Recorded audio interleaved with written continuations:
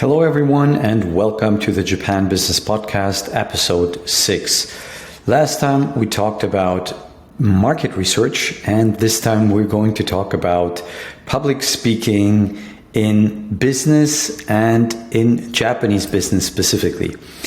Now, I think the most important point in public speaking is that it is a tool to effectively communicate. If you want to communicate well with your client, business partner, or whoever you're addressing on the Japanese market, having some confidence in public speaking is very important. You might be asking, Eric, are you talking about public speaking in Japanese? I don't speak any Japanese. I got you covered as well in that aspect. I think it's important, if you want to deal with Japan, to know some basics of the Japanese culture as well as the language. And to start off, the maybe most important point about public speaking and why you should have a decent level of communicating is because effective public speaking gives you a certain amount of credibility. You establish a certain amount of credibility with the business partner or with the client you're working or talking with.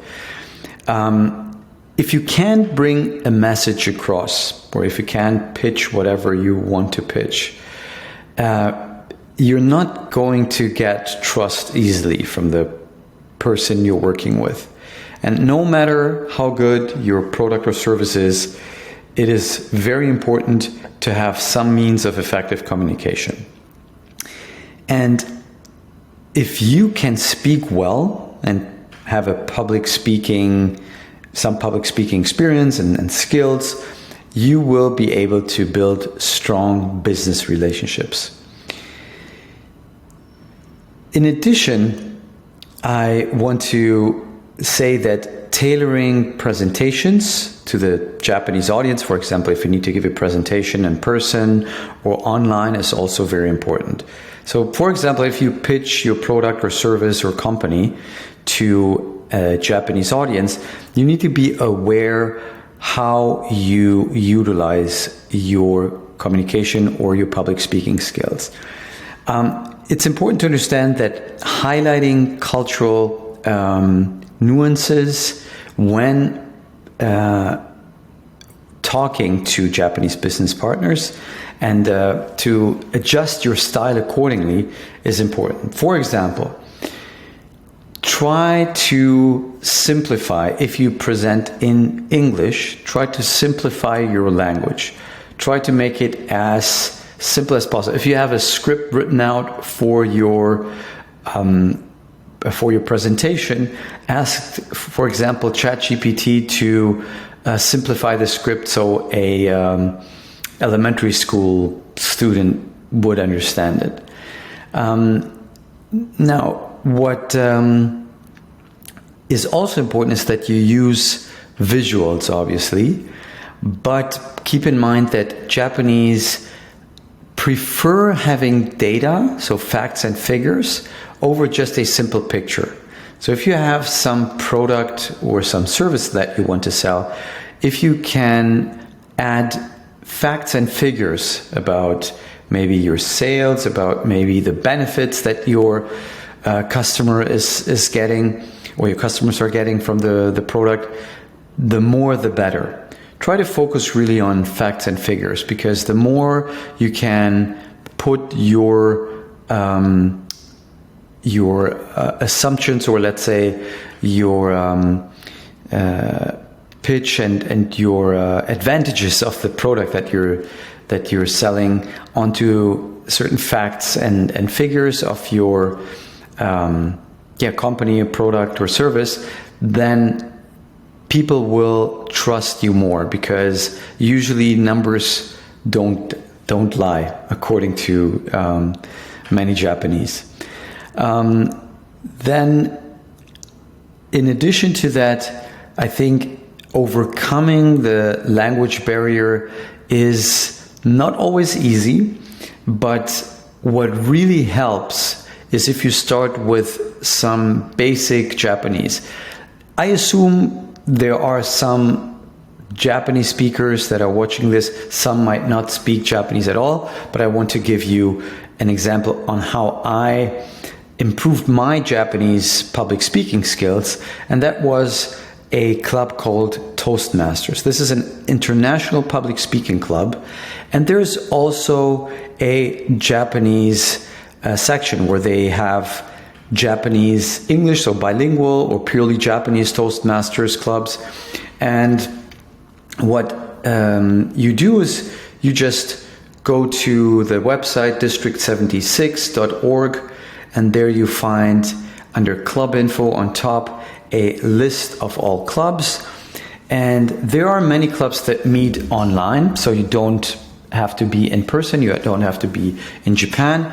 And what I used to do, I used to pick the clubs that met early morning in Japan, which was evening or late afternoon or evening for me. And I just tried out a couple of clubs, and the one that most resonated with me, the one that I felt most welcome with, you can join completely for free up to 2 or 3 times per club. And then the membership fee is, I think, per semester. So you pay for 6 months is about 8,000 yen, or I'd say less than $60. So this is something that I can highly recommend if you already have some basic level of Japanese. But if not, there are also a lot of English speaking clubs, or you can only participate in the English speaking sessions and then just observe the Japanese sessions to learn more about Japanese communication style. And the time investment I already mentioned the financial investment, which is really minimal, but the time investment is around 1 to 2 hours every other week. So every other week, or some only meet once a month as well. So there are different options. So I can highly recommend taking advantage of this resource.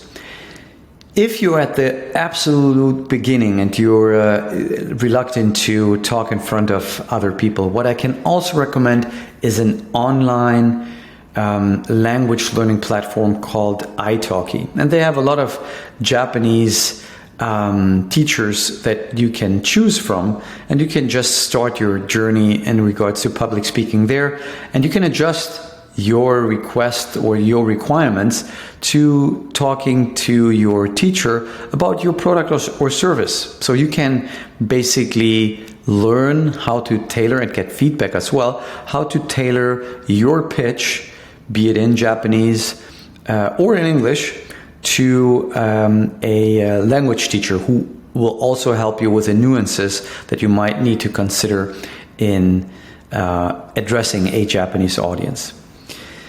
So I think if you know how to implement public speaking into your overall business strategy, so for example, giving talks when you have the chance at events like trade shows, being in an expert panel, knowing if you're in an expert panel or at a trade show in Japan, knowing at least a Japanese entrance on how to start addressing the Japanese audience, and then when it gets too technical or complicated, or your skill is not there yet, to apologize and switch over to English. I think this is a very valuable asset to invest in. Again, I can highly recommend Toastmasters in Japan, really valuable resources that I've been taking advantage of as well, and any online language learning platform, and the example that I have given was italki. Now, if you develop your public speaking skills, this will be also an asset that you will have lifelong. I have to say, it is something like going to the gym, so you might get rusty if you're not doing public speaking for a while, but once you're back at it, it's usually like riding a bicycle. So I highly encourage you to take advantage of the resources that I've mentioned. Public speaking is not only a really valuable asset in doing business with Japan, but in your business life in general, and I would say also in your personal life. You can see the advantages along the way. I have to say I have really benefited from being part of Toastmasters. So I encourage you to implement the strategies that we've discussed today in your business endeavors. In the next episode of the Japan Business Podcast, we will talk about spiritual development in business. Yes, you heard right. It's going to be a bit esoteric at some stage, but bear with me because there's definitely some benefits to spirituality in business. So I look forward to talking to you again in the next episode. This is Eric signing out. Arigatou gozaimasu.